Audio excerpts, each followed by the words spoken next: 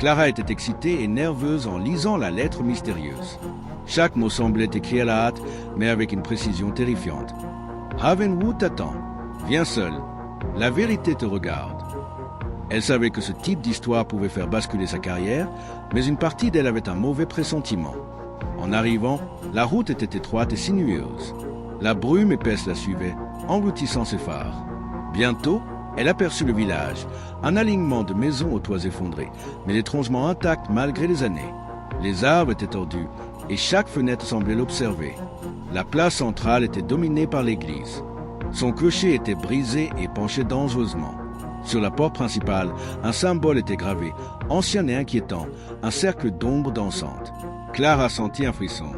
La lettre disait vrai, le village était bien réel, mais quelque chose ne tournait pas rond. Alors qu'elle prenait des photos, un murmure faible la fit sursauter. « Tu ne devrais pas être là. » Elle se retourna brusquement. Une silhouette s'éloignait dans la brume, glissant entre les maisons sans un bruit.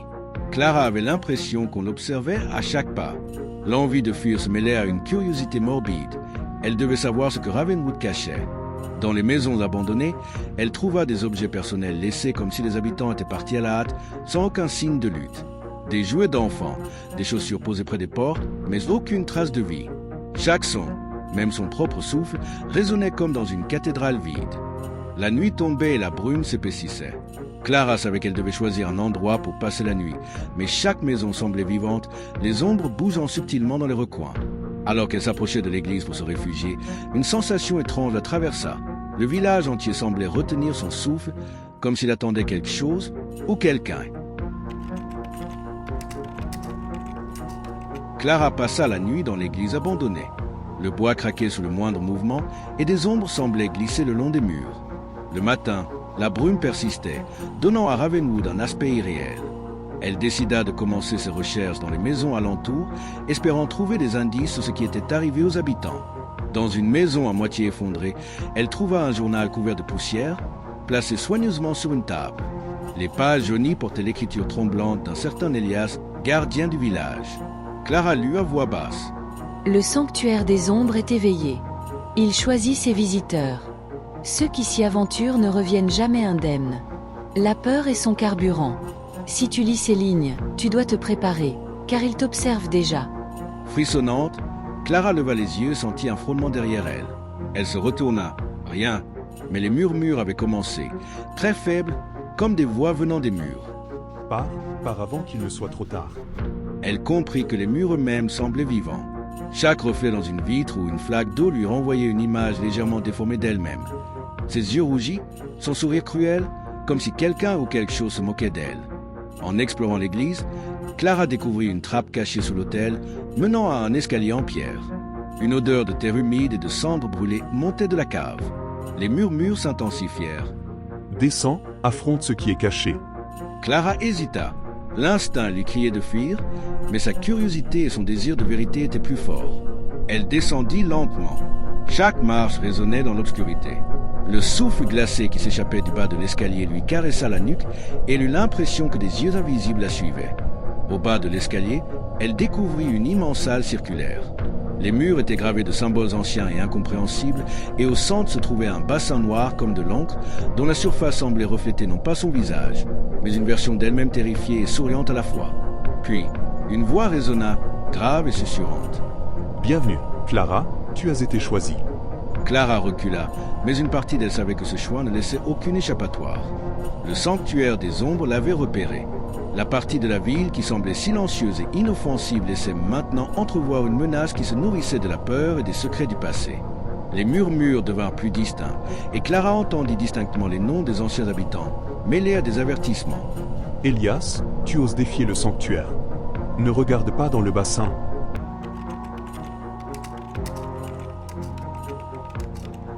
Clara se tenait devant le bassin noir. Chaque mouvement de l'eau semblait créer des vagues d'ombre qui s'élevaient vers le plafond. Son propre reflet y apparaissait, mais avec un sourire cruel qu'elle ne possédait pas. La voix grave résonna à nouveau. « Le sanctuaire t'a choisi et tu ne pourras plus fuir. » Un frisson glacial la parcourut. Elle entendit des murmures provenant des murs, des symboles gravés qui semblaient s'illuminer faiblement. Des silhouettes fantomatiques apparurent dans les coins sombres de la salle. Elle n'avait pas de visage, mais leurs formes humaines étaient reconnaissables, les anciens habitants de Ravenwood, figés dans des postures grotesques. Clara comprit alors que le sanctuaire n'était pas seulement un lieu, mais une entité vivante capable de manipuler les perceptions et de créer des illusions pour piéger ses victimes. Elle sentit un mélange de peur et de fascination. En avançant autour du bassin, elle remarqua quelque chose d'étrange, une clé gravée du symbole du cercle d'ombre, posée sur un petit piédestal. Ses mains tremblaient en la prenant. C'était peut-être sa seule chance de comprendre ou de sortir vivante. Un murmure familier surgit de l'ombre. Affronte ta peur ou deviens ce que nous sommes. Clara fixa son propre reflet dans le bassin. La version d'elle-même souriante et terrifiée la regardait droit dans les yeux. Un vertige la saisit.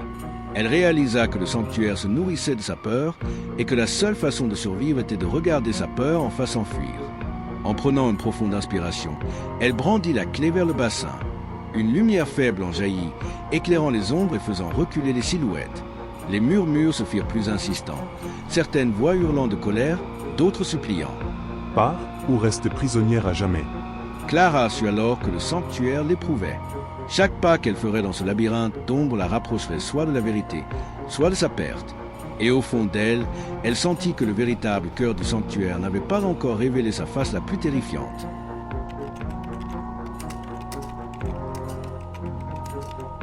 Clara avançait dans le couloir nouvellement apparu. Les murs ondulaient légèrement, comme s'ils respiraient, et des murmures résonnaient dans sa tête. Chaque pas semblait réveiller des ombres qui prenaient forme, se tordant dans des positions impossibles. Le sol lui-même paraissait mouvant, presque liquide. Elle s'arrêta devant une porte noire, gravée de symboles qu'elle n'avait jamais vus. La clé qu'elle tenait vibrait faiblement dans sa main. Une voix sifflante surgit derrière elle. Celui qui n'affronte pas sa peur devient ombre à jamais. La porte s'ouvrit sur une salle remplie de miroirs. Chaque reflet montrait une version différente d'elle-même. Certaines pleuraient, certaines hurlaient, d'autres souriaient d'un air cruel. Clara sentit une terreur glaciale. Le sanctuaire n'attaquait pas seulement son corps, mais son esprit. Des silhouettes surgissaient dans les reflets, essayant de l'atteindre. Une version d'elle-même, terrifiée et hurlante, sortit du miroir et tenta de l'engloutir. Clara recula, trébucha, mais se rappela les mots d'Elias. Le sanctuaire ne peut pas détruire ceux qui regardent leur peur en face.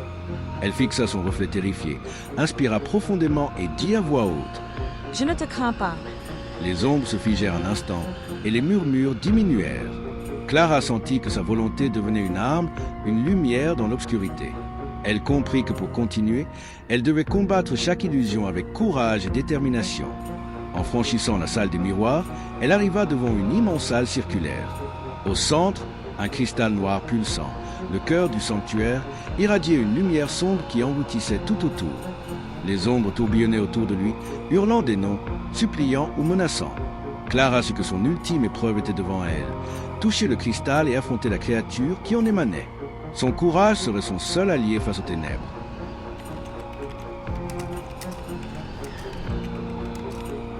Clara se tenait devant le cristal noir. Il pulsait lentement, comme un cœur vivant, irradiant une lumière sombre et glaciale. Des tentacules d'ombre jaillissaient de sa surface, frappant les murs et le sol avec fracas. Des murmures terrifiants emplissaient la pièce, prononçant son nom et évoquant ses pires peurs.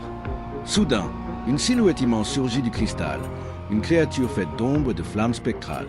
Ses yeux rouges semblaient pénétrer l'âme et chaque mouvement faisait vaciller la lumière de Clara. Le sanctuaire rugit et le sol tremblait sous ses pieds. La créature tendit ses bras comme pour l'engloutir. Clara sentit une peur viscérale la submerger, mais elle se rappela les mots d'Elias et la force qu'elle avait forgée dans les épreuves précédentes. Regarde ta peur en face et ne la laisse pas te détruire. Elle leva la clé gravée du symbole du cercle d'ombre. Une lumière blanche éclatante jaillit de ses mains, frappant la créature. Les tentacules se retirèrent, les murmures se firent hurlants, mais Clara concentra toute sa volonté sur cette lumière. La créature rugit, se tordit et tenta une ultime attaque, mélange de flammes et d'ombre. Clara inspira profondément, fixa le cristal et plongea la clé dans son cœur noir. Une explosion de lumière et de vent la projeta contre un mur. Les ombres hurlantes furent aspirées dans le cristal et la salle entière fut plongée dans un silence total. Clara s'assit, épuisée mais vivante. Le cristal avait disparu, le sanctuaire semblait mort et les murs s'étaient calmés. Elle savait qu'elle avait survécu à quelque chose de plus grand que tout ce qu'elle avait imaginé. Pourtant, Dans un souffle glacé, elle entendit un murmure final. Ce n'est pas la fin, ce n'est que le commencement. Clara sortit de la salle, le cœur battant, conscient que le sanctuaire avait laissé une trace indélébile en elle, mais qu'elle avait remporté la bataille la plus dangereuse de sa vie.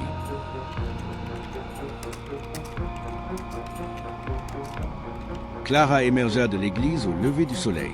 La brume s'était dissipée, révélant Ravenwood sous une lumière douce et trompeusement tranquille. Elle inspira profondément, sentant que le pire était derrière elle. Le sanctuaire semblait silencieux, mort. Elle pensait enfin pouvoir raconter son histoire au monde. Chez elle, elle revit les photos et vidéos qu'elle avait prises. Mais quelque chose clochait. Sur chaque reflet capturé, une silhouette sombre apparaissait derrière elle, imperceptible à l'œil nu. Elle se retourna. Rien. Pourtant, son instinct lui criait que quelque chose était encore là. Le lendemain matin, une enveloppe mystérieuse attendait sur sa table. À l'intérieur, une nouvelle clé identique à celle qu'elle avait utilisée dans le sanctuaire, accompagnée d'une simple note. Le sanctuaire choisira encore, et cette fois, il ne te laissa pas partir. Un frisson glacé parcourut Clara. Elle comprit que, même en ayant survécu, elle était désormais liée au sanctuaire. Les murmures, les ombres, les épreuves qu'elle avait affrontées faisaient désormais partie d'elle. Chaque miroir, chaque reflet pourrait cacher une menace, et elle savait que la maison ou le sanctuaire pouvait revenir la hanter à tout moment. Alors qu'elle s'éloignait de la table, elle entendit un dernier murmure derrière elle, faible mais clair. À bientôt, Clara. Elle se retourna, mais il n'y avait rien. Son cœur battait la chamade. Le sanctuaire n'était pas terminé. Il n'avait fait que choisir sa prochaine victime. Et Clara savait qu'elle ne serait jamais vraiment libre. Si vous avez aimé cette histoire, laissez un j'aime, un commentaire, abonnez-vous et activez la cloche pour ne rien rater de mes nouvelles histoires. À bientôt pour de nouvelles histoires.